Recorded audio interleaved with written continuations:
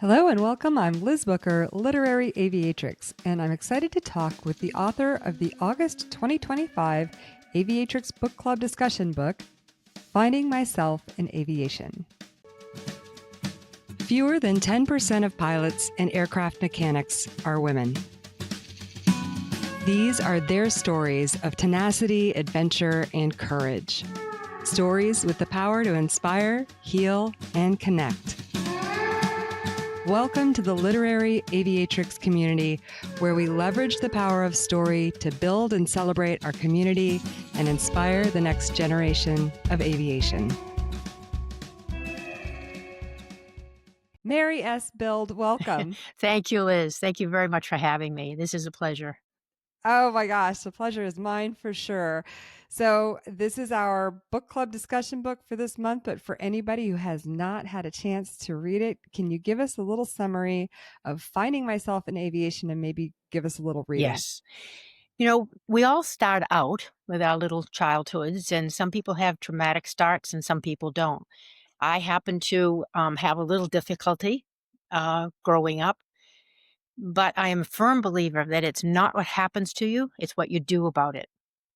And you can either sit in that um, and wallow in that grief, or you can do something about it. And that's what I did. And I had originally left out the first chapter about my background. And when my editor asked me for everything in chronological order, I left that chapter out. And she immediately got right back to me and she said, "Hey, hey, hey, where is that 30 Summer Street?" Oh, I said, "Nobody wants to read that." Oh, she said, "Oh, yes. Oh, yes, they need to read that to see where you came from and the effect that your mom had on you, and then to see what you've done with that, because that's very important." So that's why it's included in the book. Um, and there are many other things in the book. There's a lot about depression and getting through that. There's not a lot about it, but there is some part of it about depression and getting through that. There are a lot of aviation exciting things, different things that I got into that I was told keep you on the edge of your seat. A lot of people have said once they started the book, they couldn't put it down because there's one adventure after another, especially when people know me and where I am now. I'm, just a former FAA designated examiner and chief flight instructor for an academy. I had my own seaplane base and ran my own flight school. So that's how people know me.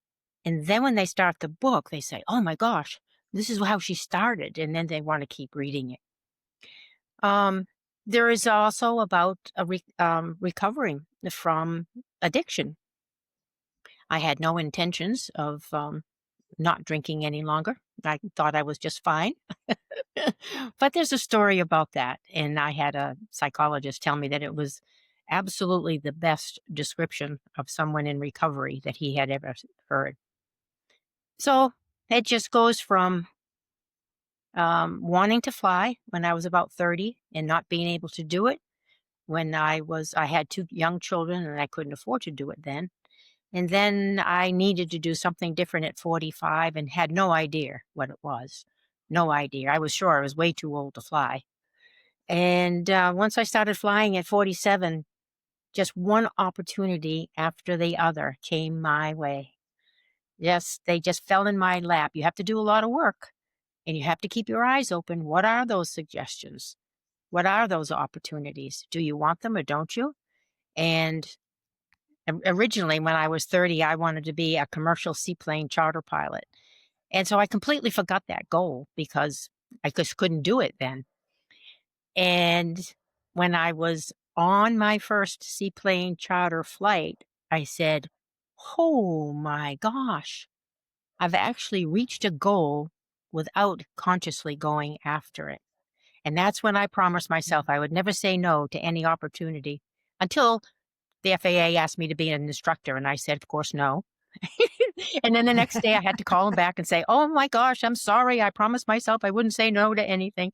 And so I became an instructor. And if I hadn't become an instructor, I wouldn't have been a safety rep, and I wouldn't have been an examiner. I just Just all wonderful things. I've had a wonderful journey in aviation, just a wonderful, remarkable journey, and it's made me who I am today.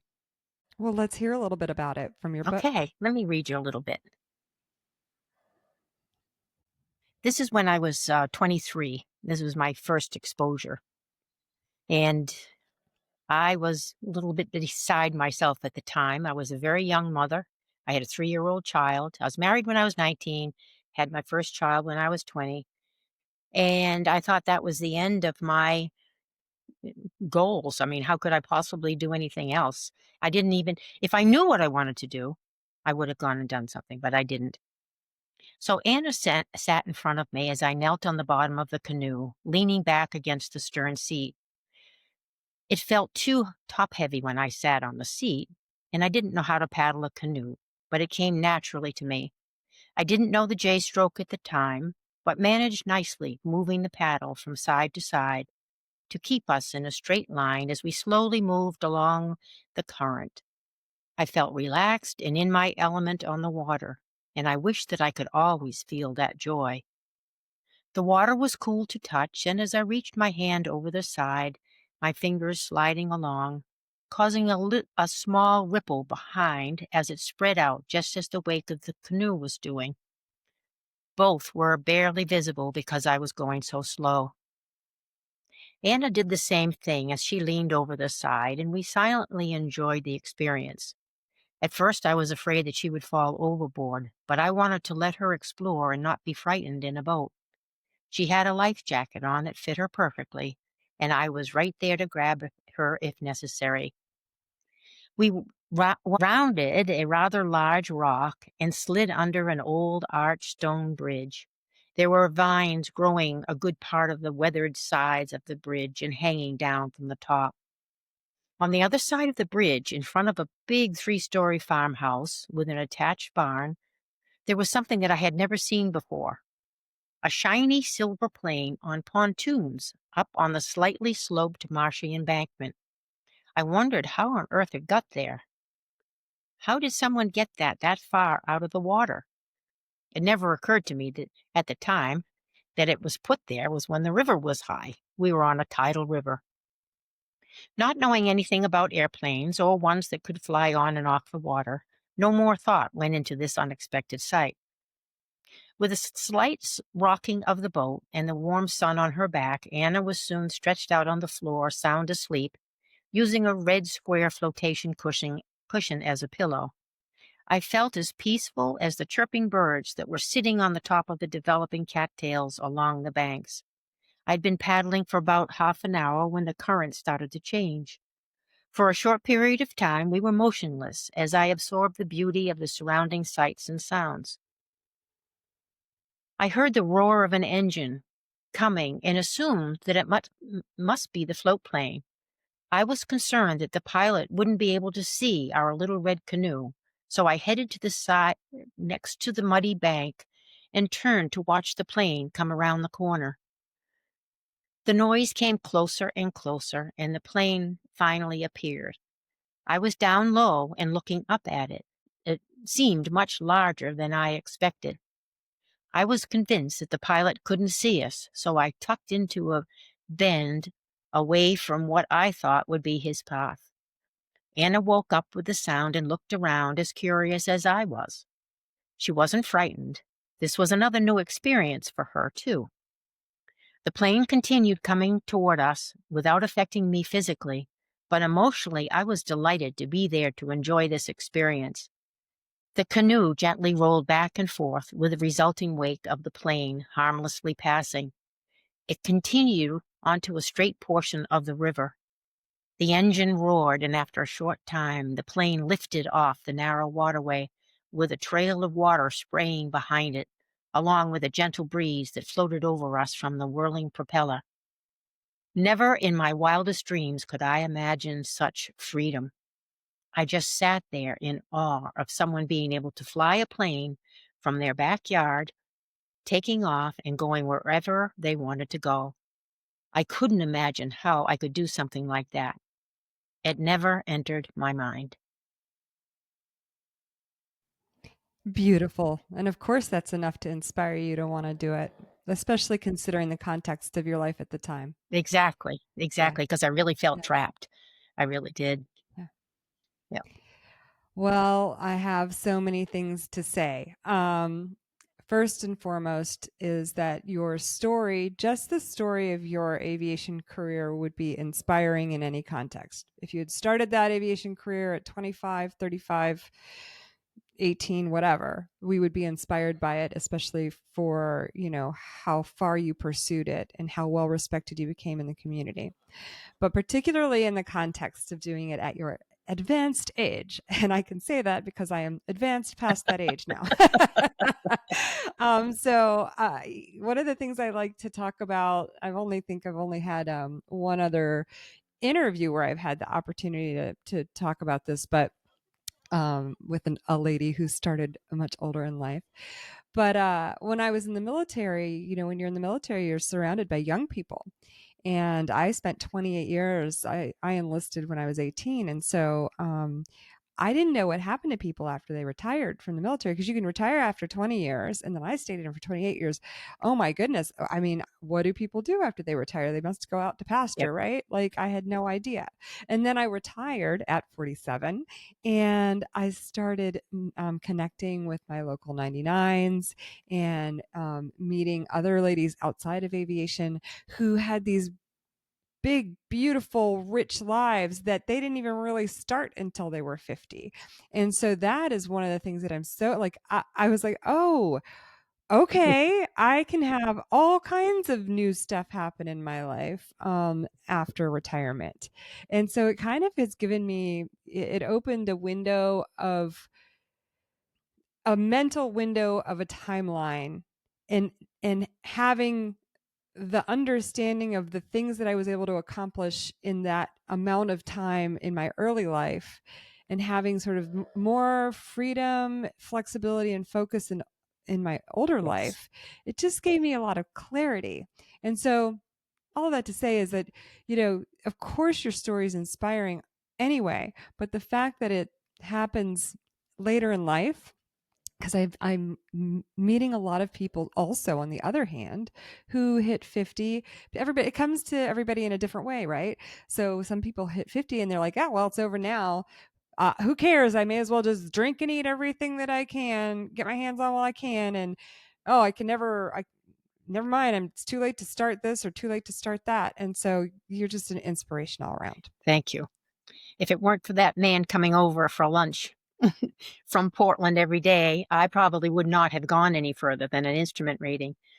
But when he said, "Well, what's next, Mary?" I said, "Charlie, nothing is next." And he said, "Well, what about a commercial rating?" And I said, Well. "Charlie," I said specifically, "what the hell am I going to do with a commercial rating at 50 years old?" And he said, "Well, you'd be a better pilot." And I said, I thought he meant, every rating you get makes you a better pilot. We all know that now. Absolutely. But at the time, I Yeah. thought he meant I wasn't a good pilot. So I said, Right, I right. You am take it. too. That's your I insecurity. am too. I It's went your out and got a insecurity. commercial Yeah. rating. Then he kept up. What are you going to do next? So I didn't think I was going to go any further either. In 50, I Yeah. got a commercial rating.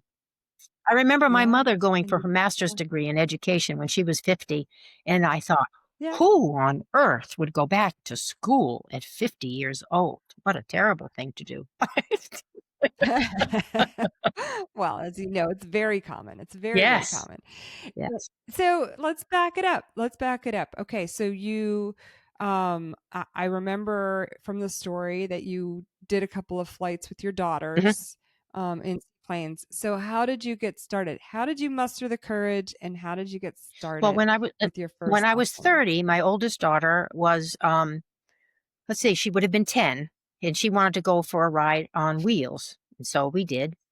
And now this is the same pilot who I learned afterwards, was taxiing down the river. He was the same pilot that took us for a scenic flight on wheels. And then my youngest daughter, it was 5 at the time, for her birthday, she thought, well, that was a great idea, but she wanted to go on floats. Same pilot. We went for a ride on floats. And I thought, and at the time, I was in an office and I thought, there's got to be something else, that I could do that's better. And I thought I could do this. I could see a need at the time. And that's when I came up with the idea of being a commercial seaplane charter pilot. But then when I looked Right. into it, everybody said I had to get a land rating first. And I thought, well, what am I going to do with a land rating? Love that And I so couldn't much. do it at the time because my kids were little, 5 and 10, and they had Yeah. outside activities, and I just couldn't do it, and time wise or financially. So I completely forgot about it. I looked into it 3 different times and completely forgot about it. That's the cat's tail in the background. I know, I see it. Who is your cat? What's the cat what's your His cat's name is name? Oliver, and he loves to. Hello, Yeah, Oliver. Thank you for joining us, Oliver. You're more than welcome. I have a dog snoring in the background, so we have our pets, our family members. Well, yeah, I love this. I love this story about how you're like trying to find a way out of having to get the wheel landings or wheel yeah, rating first. And everybody's like, no, you got to get your land plane yeah, and it turns license out that you first. don't. You can get a seaplane rating first. You can get Yeah. and I found, because anybody that came to me that wanted to do that, I said, "You bet." And we would get the seaplane. They would do 2 check rides in the same day. They'd first do the check ride on floats.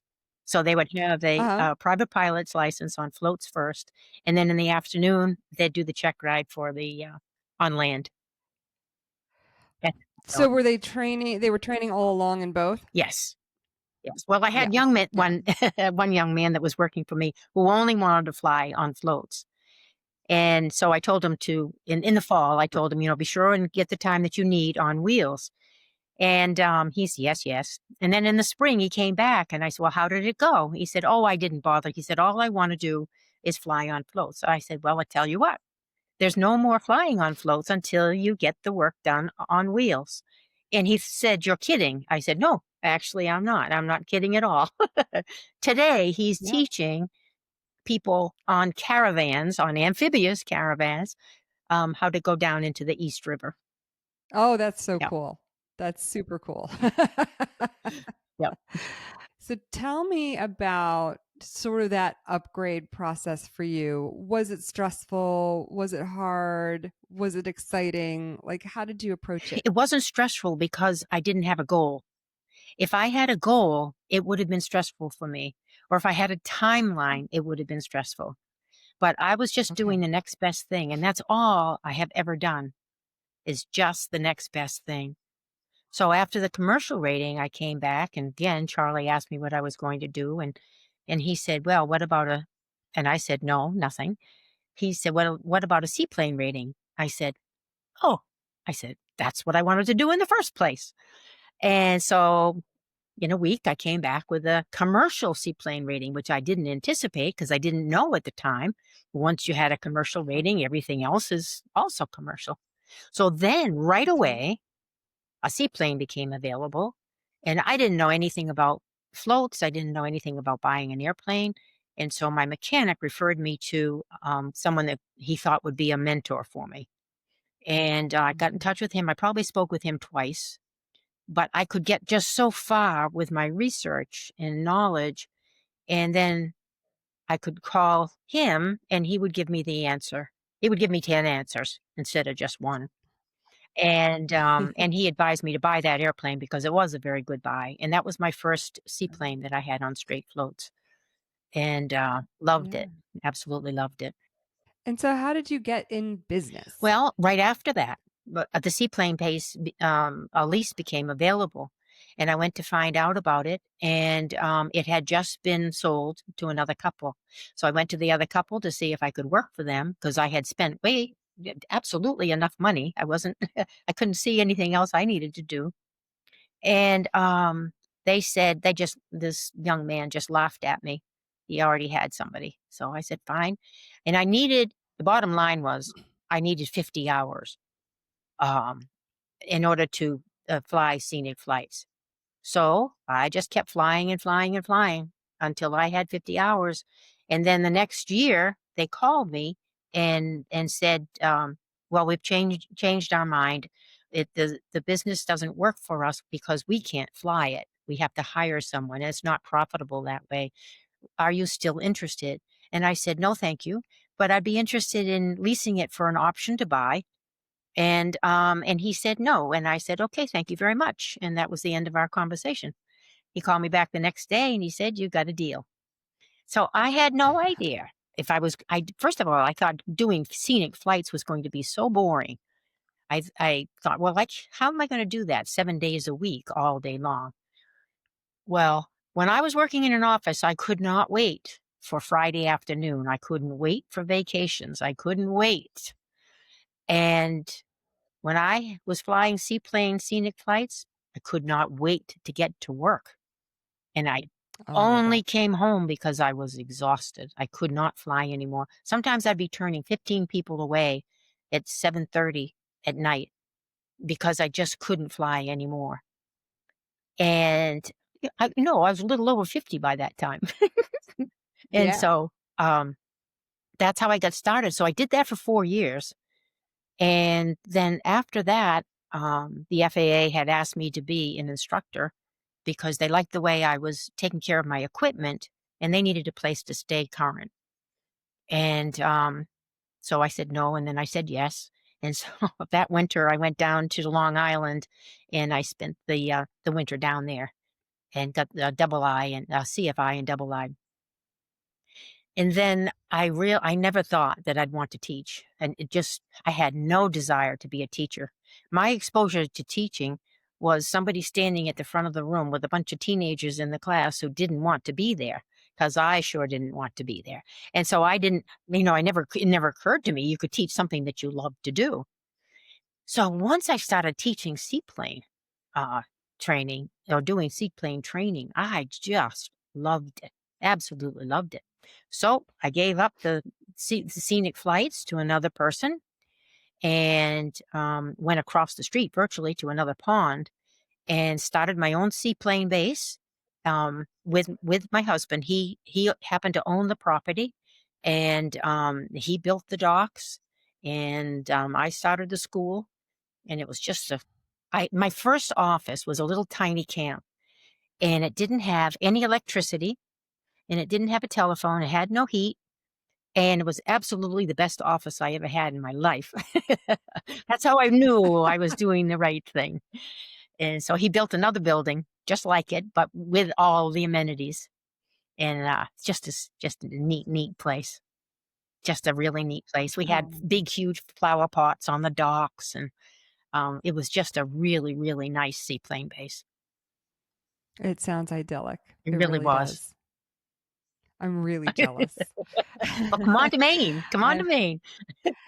yeah, I'll come up to Maine. I promise you I will, and I'm really intrigued by the seaplane get together that you have up there. Oh, this appeals to so much of my enthusiasm right now. I said, I retired when I was 47, and I've been working on this project for the past 5 to 6 years. Which is great. COVID happened right after I retired. Thank you. I love it, but I did decide this year that I needed a little more flying in my Mhm, life, and so I made that a priority. I mean, I have been flying since the end of COVID, just a little bit. It doesn't make sense for me to own a plane where I live mhm. right now, and I have a child who's going to be in high school, Yep. so I have a timeline, when it would make sense for me to do that. But I have been sort of dabbling. I finished my seaplane rating a couple years ago, and this year it was tailwheel that I made a Oh, good. priority, and I Oh, got good. some great experience up in New Jersey with an instructor who knows you. He remembers you. His name is Damian Delgazio, Oh, yes. Oh, and yes. he's Yes, he in used to send me a Andover. Yeah. lot of students. Um, Yeah, I he did. bet. He I was bet great. he's still teaching. He's wonderful. So he taught me in a cub, a super cub, and then I went back for some steerman training. So yeah, but wait, there's more. There's Alaska. So I went up to Alaska. I wasn't at the controls there, but my girlfriend owns a float plane and a couple of land planes, and we just had the biggest adventure. I'm wearing my Alaska shirt in honor of your Alaska adventures, which I want to hear about. But I just wanted to say one more thing, which is I was up there and I'm like, how do I do this? How do I do this more frequently? I don't really want to do it for a living, but also I want to be able to do it kind of Yes. thing. You know what I mean? And right now, like I said, it doesn't make sense to own something. And I'm by trade a helicopter pilot. And I saw all those helicopters buzzing around, the glacier up Yeah. there.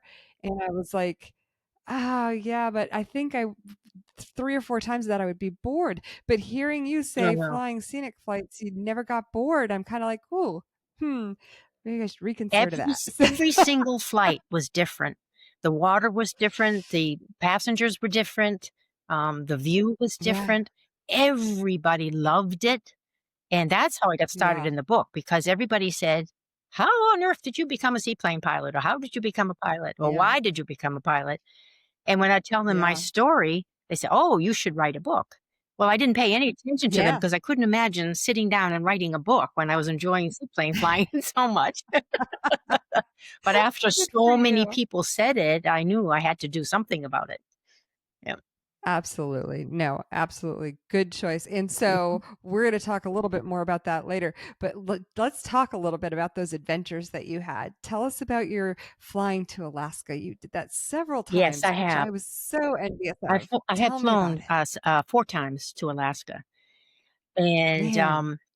once with my husband and once solo, and 2 other times with, I was the only pilot, nobody else flew, and, um, it's just a wonderful adventure if anybody has an opportunity to do it, especially if somebody needs to build time.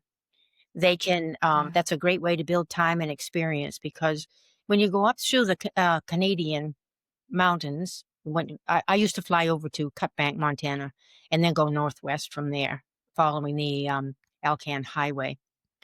And there are 2 other ways to go up, but it's the one I chose because you always have an option that way to land on the highway if you have an issue. And there are flight service stations all along the way. At every airport, there's a flight service station where you can see the webcams and, but there's no radar. So a webcam is fine. You Right. can see what's going on at the moment, but then you don't have any, forecasting capability at all because of the mountains. And so I Right. became accustomed to watching the low system that would sit outside, over the ocean. It would sit there for days, and then sometimes it would come in and, and most of the time I missed it. Most of the time I would get up to Anchorage, prior to it coming in, and one time that didn't happen, and I was Mm. flying, VFR, but I always had IFR charts with me, fortunately, and so I was flying along and the clouds just came right down and surrounded me. And I was not above the mountains. I was trying to follow the road. I couldn't see. And the GPS was screaming, terrain, terrain, terrain. And I could not do everything to clear that, fly the airplane. And so all I did was just climb. That was the only thing that I could do. And it's truly the closest that I've come to death in flying. And, Yeah, you started icing. well, then I went up higher. Yeah, then I went up to the legal IFR altitude was 9,000 feet, but I was picking up Right. ice. And so I told the controller that I was going down to 8,000. Fortunately, because I had the VFR chart, I knew that that was the Mhm. minimum safe altitude for VFR. He said, "Well, you can't go Right. down because you can't go down to 8,000 feet." I said, "I have to go down to 8,000 feet because I don't have any capability of removing the ice."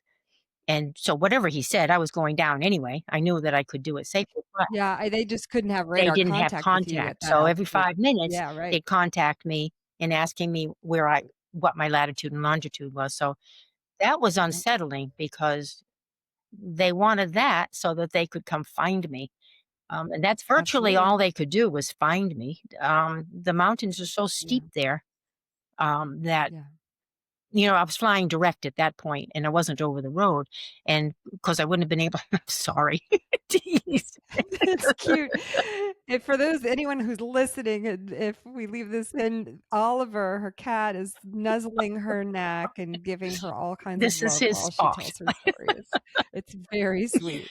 So it's easier to just let him get up here other than keep pushing him down Yeah, and keep then jumping up and then just having his oh, tail yeah. wag around. And so it's less of a distraction, It's believe it or adorable. not. But It's adorable. yeah, so the mountains are so steep there that if you did go down, you probably wouldn't survive. And if you did Yeah, survive, there's virtually no way to get out. yeah, Secondly, in those days, there was no ADSB, uh, and it right. would take them days to find you. And when they did find you, someone would have to come down with a helicopter. And by then, Right. if you didn't have everything you needed with you, which of course they make sure that you do, there's a specific checklist to go through for Canada and a supply checklist and a supply checklist to go through for Alaska too. Um, Yeah, I was impressed with that. I mean, so I shared with you that I flew, and we flew quite a bit. I want to say we flew like 16 or 17 hours in a week, and flew all over the place. But and I knew that we had a lot of gear with us, but we didn't have a conversation directly about like the actual requirements that the survival gear was mhm, required. So that was mhm. interesting to me. Yeah, Yep. yeah. A lot of really fascinating and just what so that was a scary flight. But other than that, Other than that, it's what just a just yeah, spectacular when yeah, you're flying through the mountains and the snow-capped mountains yeah, and then flying into Anchorage. The last flight, oh golly, the last one time I went up there, um, border control did not want to go to the airport because they had just been there and it was an hour drive. And he said, "You'll just have to go into Anchorage." Well, when you go into when you go into the Anchorage area, I was going to fly into Merrill Field. You have all of the waypoints marked out and you have them on your GPS. And so when they give you specific directions, they're there and you go to those spots. I yeah. mean, one is a bus barn. And, if you have to search for that and you're not familiar with the area, it would be difficult. So Right, everything for right. Merrill Field was all set up. And he sent me to Anchorage, which was a Right. class C airport, I think, but it's busy, Mhm. busy, busy. Yeah, So go here, go there, and I felt so stupid saying, "Okay, could you give me a vector? Could you, describe it to me?" It was terrible because I was so unprepared. So here I am trucking down, and this time I was making the trip in a super cruiser, a PA-12, on final, just sort of going as fast as I could go down to that runway, and there were 4 747s waiting to take off. I'm definitely in the way. And of course, the runway was so darn long. When I landed, I had to taxi and taxi. So I went as fast as I could to taxi, get off the runway. so much pressure, Oh, it was so much crazy. pressure. Yep. Great stories. The other thing that I'm super envious of, I volunteered a few years ago at the start. Definitely on my list of things to Oh, do, but it's the Air Race Classic. So tell us about that I experience. raced twice and I judged it, Twice. I think 8 times. So for a pilot who has never done an air race, describe it from your Oh perspective. my gosh. Well, first of all, there's a lot of preparation, paperwork, and details, and details, and details, and you have to have the plane in perfect order before you go. But there are all kinds of rules and regulations, and they spell everything out for you. The race is typically 2,500 nautical miles, and each year it's different. The start is a different place, and the terminus is a different place. This particular year, 2026, is the start and the terminus are the same airport, which is interesting because everybody can make a loop around. So, for instance, one year the race started in Washington State, so we had to fly from Massachusetts all the way to Washington, fly the air race, and then fly all the way back again. So, and then it depends upon where the race is, but this time it's just in one location, so they should be able to get a lot of people to race. But, you have a handicap ahead of time. You fly with someone each year. And they used to do it like a 172, they would give a standard handicap, or a 182, they'd give a standard handicap. And I don't know if you've ever run into it, but every single airplane flies differently, every single one. And so now Mhm. everybody has a handicap every year. And once you've had the handicap, you cannot change anything. You can't do anything other than an oil change. That's it. Um, which is makes sense. It makes sense. Yeah. The annuals or 100 hours have to be done ahead of time. Any maintenance work, any changes you want to do. And and so everybody is given a handicap, and then you have no idea if you've won or not until everybody is in, and you might be the first one to arrive, but that doesn't mean that you got there the fastest. Somebody might sit out a Right. day because the weather's not conducive for the best tailwind. And but challenging is great for these college kids because they've got to, and they do very, very well. They do very, very well.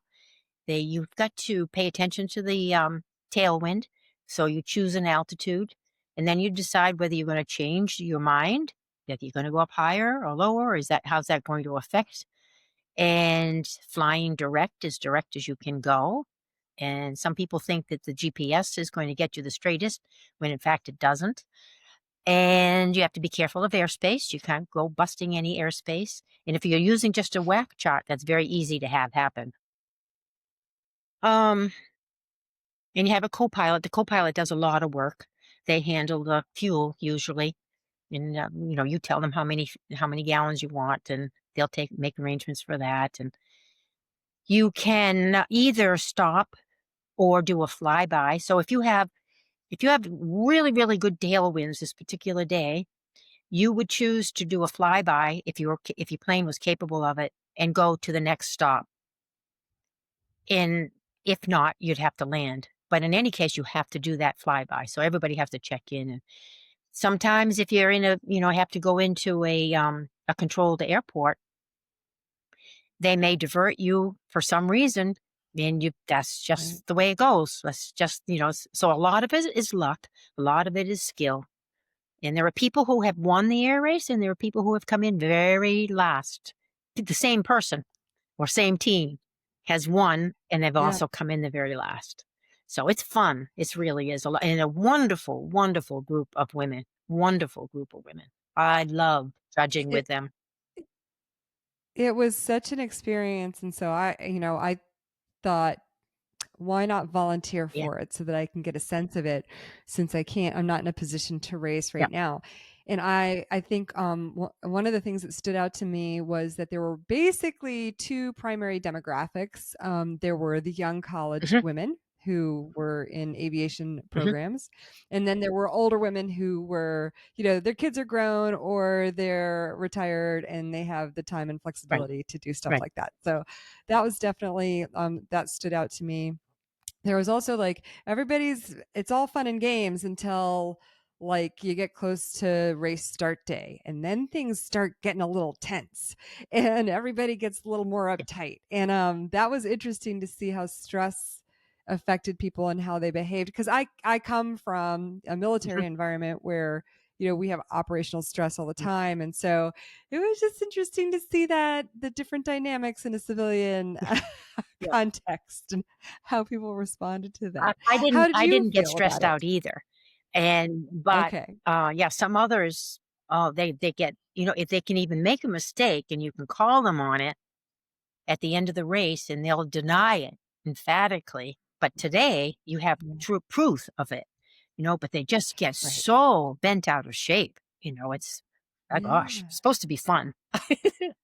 Well, and so that's what I would say. I mean, how I view it is that this is such a wonderful opportunity to hone your piloting skills and to do it in a safe and controlled Yep, way with a wonderful community of people. So that's how I would approach it if I were to yep, race. So yep. I just was Yeah, very that's a good, inspired healthy by way that. to do it. Yep. Yeah, I think so. I think so. Oh my gosh, I could talk to you for hours. I There are a few things I want to ask you. I ask folks, depending on what their specialty is, and especially with all of your experience. Oh my goodness. Um, First and foremost, what makes a good student?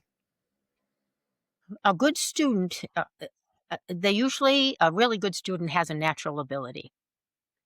You can pick that up right away as an instructor. You tell them what to do, Mm, and they'll do it.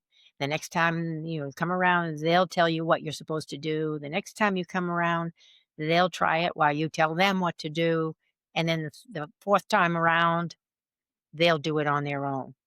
Those are few and far between. They really and truly are. I probably had 5 students that are like that in the wow. over 30 years that I've been teaching.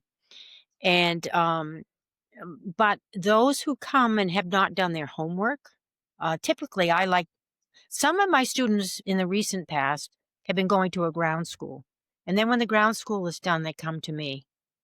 I don't recommend that. I really and truly don't recommend that because if they're not flying and studying at the same time, they have nothing, they can't correlate the training that they're doing. So what I like the way I have seen it more effective is if say if you came to me, you wanted to learn how to fly. I would give you homework for the first 3 chapters, and when you came to fly, we would discuss those first 3 chapters, and then we would fly. If you came to me and you hadn't done the chapters, well, we won't fly. That gets the message across very quickly. We would call in the military, we call that a ready room down. You're not prepared for the flight, you're That's right. canceled. That's Yep. right. No. Yep, and they expect to be able to just come in and some people expect to be spoon-fed. You can't. You just cannot Mhm. spoon-feed anybody Mm, aviation. They've got to study, that's and, right. so Yeah. that's really the bottom line. Study, study, study. Mhm. Well, and then so then what makes a good instructor?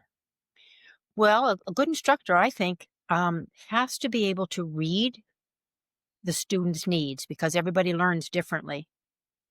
And sometimes you get that handful of kids that, oh my gosh, they're so good, and adults too. They just go along. Somebody else, I mean, the worst case scenario is somebody always just looking out the window, not paying attention to altitude, not paying attention to heading. And the other instructors were building time, so they let it go like that. So Yeah. I said, okay, I can see what you really want to do. However, in order to do it, you have to learn how to fly. So do you want to look out the window and enjoy yourself for the first half hour or the last half hour? And so the student decides, and this was an older Yeah. man. He decided. I said, okay.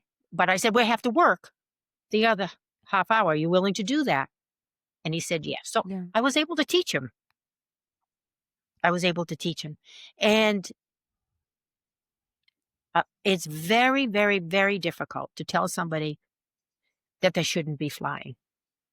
And as a flight Yeah. instructor, I did it twice, and that did more damage to my reputation than all of the other hundreds of people that I've taught because they Oh, say badmouthed more you about that. because That's it was my fault that oh, they didn't want to wow. admit that they couldn't do it.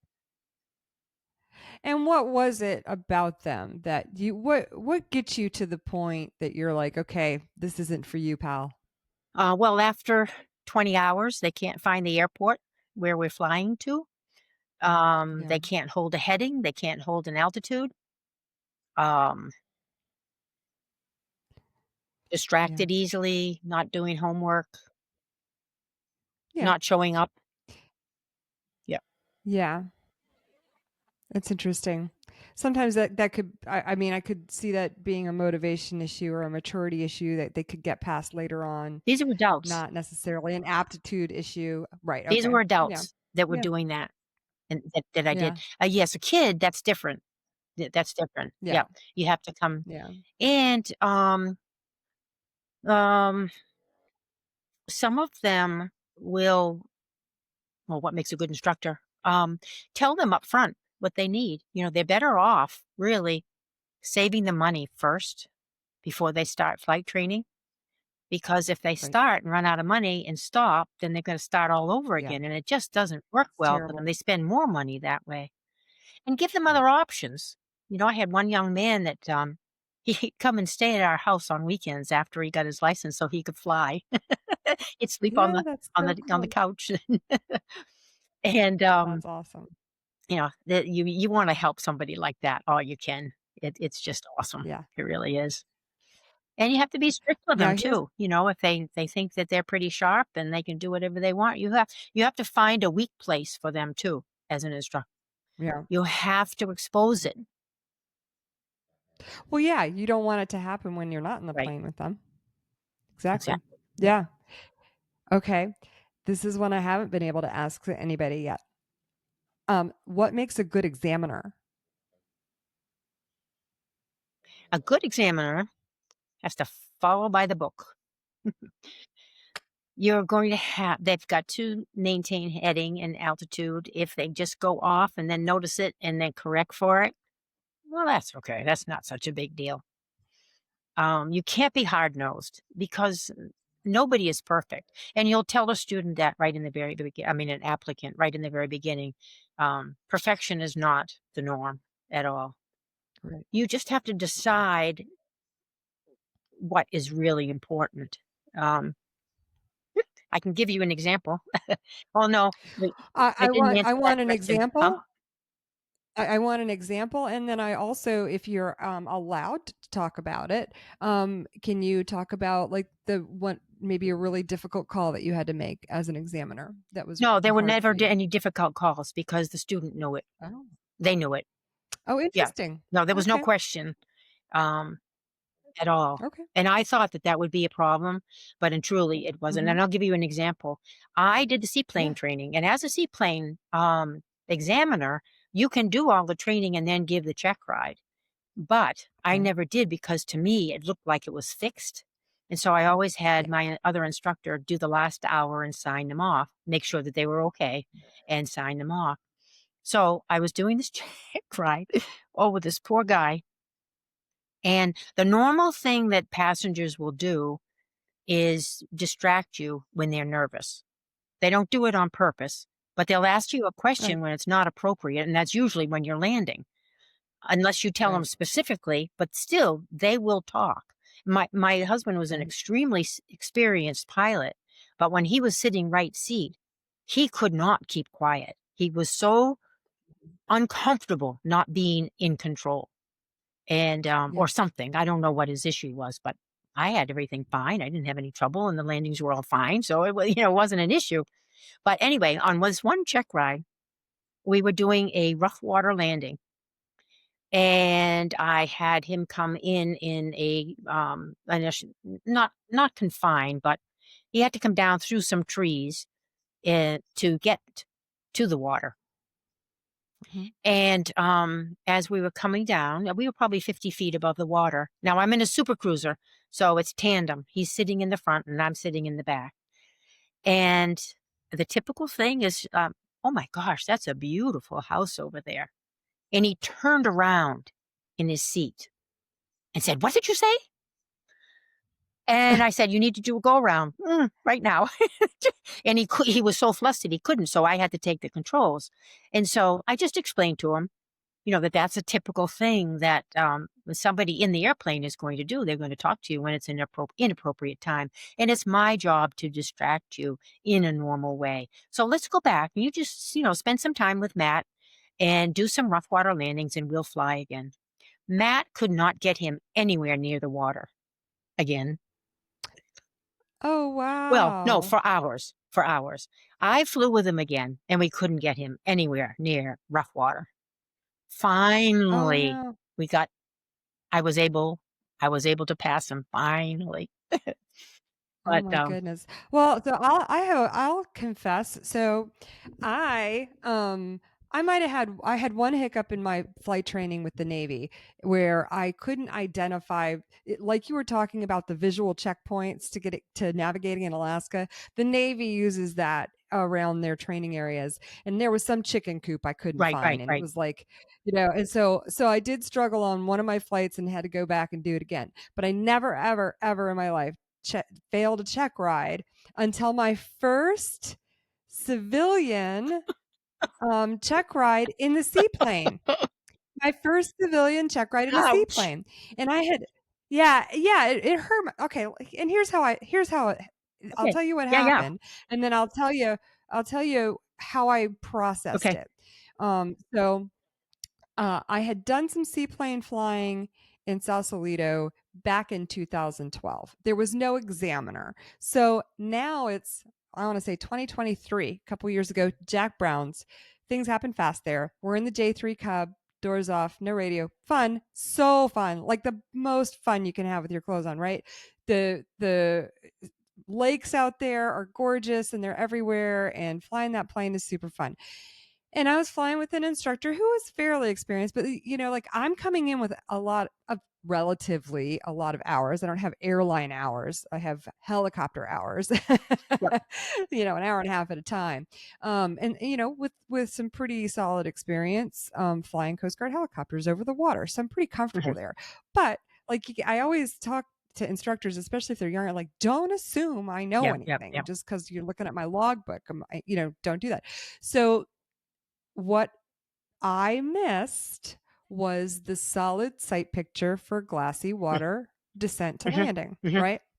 And I just hadn't locked in the reference points on the console to know what to do. And so when I got in the plane with the examiner, he could see that I couldn't see that, or that I was missing that part. And he was trying to ask me about it without telling me about it. And I've never been good at these weird games that we Yeah, I know it. play, where they're trying to get knowledge out of you and they're asking it one way and you're not sure what they want, but they can't. And then I was surprised because in the military we have a little bit different pedagogy with check Mhm. rides. Like it's not like you can't be instructed at all on a check ride, or you can't have a conversation at all on a check ride. And so that was a weird dynamic for me. So we went back to the barn, so to speak, and he briefed me on and my pride, oh my Yep. gosh, my pride was Yep. just Yep. crushed for about 5 minutes. And then I was like, first of all, I'm not doing this for my profession, and Mm.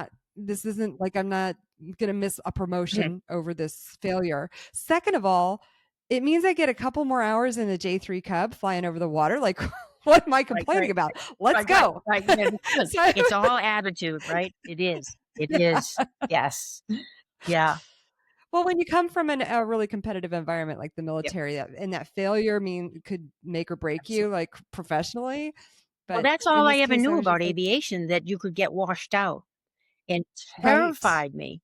Absolutely right. terrified me. So when I found out that I could do it at my own pace, I just zoomed along, because I didn't have any That's nice. goals, and I didn't have any pressure, Yeah, and it was that's nice. fun. It was just plain fun. And that's kind of where I am right now, which is a Yeah, it's luxury, I know, great. because not everybody has the money and the time to Exactly. be able to have that attitude. So there's a lot of pressure on a lot of people. I understand that. But And I anyway. was lucky at the Oh, time too, when I was 45, to give up my job and give up my company car and move to Maine. I just happened to be in a good place where I could do it. Not everybody can do it at that time either. exactly. So I was Yeah. very Yeah. fortunate. You opened up with talking about the beginning of the book and the context that your publisher, your editor, was like, "Whoa, where is this Mhm, stuff?" I think that is a very, very important part of your mhm. memoir. In for a lot of reasons. It You come from this hardship, and when we share those stories with people, we give them a roadmap, or we give them hope, and we give them strategies to cope with their Yep. own um, experiences. And there are a lot of things in your experience that resonate with me. And so I appreciated the vulnerability that it Mm. took to be honest about those things. What advice in particular for a person who finds themselves in a toxic, perhaps abusive relationship, what advice do you have for them at this point in your life? It depends upon how toxic it is. If they're in danger, they need to get out of that environment and seek the help that they need. If they have to go to a safe house and get that support. If you have young children or whatever, that's what you have to do. You have to get out of that environment. I I stayed married, my first marriage, for 22 years where I had young children, and the other reason was, how could I possibly take care of myself? I had felt so I had such a terrible, self-confidence at the time that I didn't have a clue. I really and truly didn't have a clue, but I knew I needed the help. So that marriage forced me to get the help I needed. And once I started feeling better about myself, certainly not good, but it felt better about myself, I was able to leave that marriage. And I always thought that what my goal was to stay married and have a wonderful family and have everybody, be doing the same thing. And it just did not work that way. All I did was Yeah. get into a marriage that was exactly the same as my home life. Yeah. And Mhm. so get the help. Reach out and get whatever level of help that you can get. And for me, And the help that you got was therapy, I right? did, but I had to get a job first. And how was Yeah. I off of ever gonna get a job? I was afraid when I was first married, I was afraid to get a job at the local pharmacy because I wouldn't be able to stock the shelves properly. Wow. That's how far I Wow. have come in my personal life, and that's because it started with therapy. At first, I had to get a job, which terrified me, and I found, Yeah. first of all, I could do a very good job. I moved right up quickly. Although that surprised me. And secondly, I was a better mother. I was a better mother when I Yeah. had an outside interest. So, yeah, Yeah. get the help, whatever help it is that you need. Mm. In the back of the book, I appreciate you talking about sort of the process of writing this and getting it to publication. Can you share a little bit about that? You talk about the writers group. Yes. Well, I was in one writers group where it was a contest, and there was one woman who won, who rightfully should have won, but the rest of us didn't have a clue what we should do. And they said that you needed to get an agent. Well, there are very few agents that want to touch anybody with a memoir because Yeah. a memoir doesn't sell 10,000 books typically, unless Not you're, unless you had Michelle Obama. star. Yeah. That's a Right. different Right. story. And so, Hmm. and I never liked reading self-published books because I could see misspellings, I could see errors in punctuation, and it just was like, oh, how unprofessional to be printing a book like that, which was Yeah. unfair of me because they were doing their best. So I went to a publisher in Maine who, it's a combination of self-publishing and editing and support. Mhm. And you still have to do all of the sales and everything, but also you do as if you go with a regular publisher, you have to. But you also Right. don't need an agent. So, but you have to Right. pay for it. Now, if you have a good enough book, a publisher will pay you for that Mm. book. And if you go with a publisher like this, um, you pay for it. So you just about make Oh, the money back that you've sold on books and you buy some more. well, so yeah, I'm gonna just maybe make some qualifications there. So first of all, it sounds like the arrangement with your publisher is similar to a It hybrid is a high blood publisher. pressure, yes. I couldn't come up with a name, so Hybrid. thank you. Yeah. Yeah, hybrid publisher. And then, I would say good enough, like, again, like, publishers have different motivations for publishing a book. You can have a gorgeous memoir and they can still reject it. And so I would offer that, yeah, and then if you do go with a traditional publisher, you're making a choice to sell your copyright Yes, and you're going to make a much lower percentage of the income. So there are all these trade offs, and I've talked about these things ad nauseum. But to your point about quality in books, one of my motivations for talking about writing and publishing in the context of this project has been the fact that before I started it, so many books that I had read by women in aviation. This is, years ago before I came to this.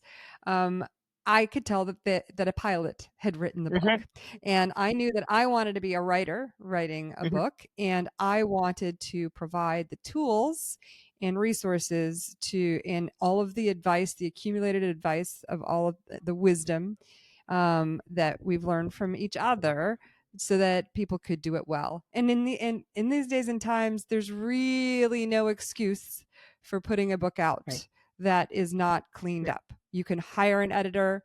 Now you can enlist the help of AI Yes. Yep. to edit your Yep. book. I mean, not to write it. Don't have it write your memoir, Yep. but Yep. but use it to edit. There's just no excuse for putting garbage out there. Actually, kids in So, yeah, college are asked to use AI, to to yeah, use it. Yeah, so that they have a better to yeah, quality of, paper. But one yeah, part I left exactly. out So, was that when I first started writing, I'm just a detail I'm not a I'm a detail person, but just facts kind of a person, writing. And uh-huh. that doesn't go well at all. You need a lot Yeah. more flourish to your writing, for the lack of a better word.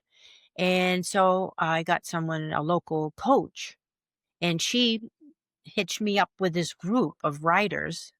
And I'm happy to say we've been together for 8 years now. But when I first joined, I thought, what has she done to me? These people are so incredibly good. And I just wasn't there at all. And they said, don't worry, Mary, when they started, they were all in the same place. So we've We all developed a start somewhere. style over the years, and with Yeah. their I never could have written that book without their help.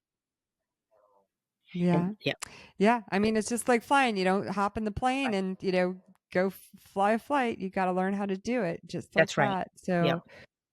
So you say you've been with them for 8 years. Are you still writing? Are you working on I'm something not else? writing a lot, but what I am writing is some more educational things. Um, for instance, one night before I had an instrument rating, um, we didn't have the GPS, and we didn't have, all of the I didn't even have a GPS in the plane. And so I got stuck in a snowstorm that was not forecasted. I've been talking to briefers all day long, and they didn't know about it either.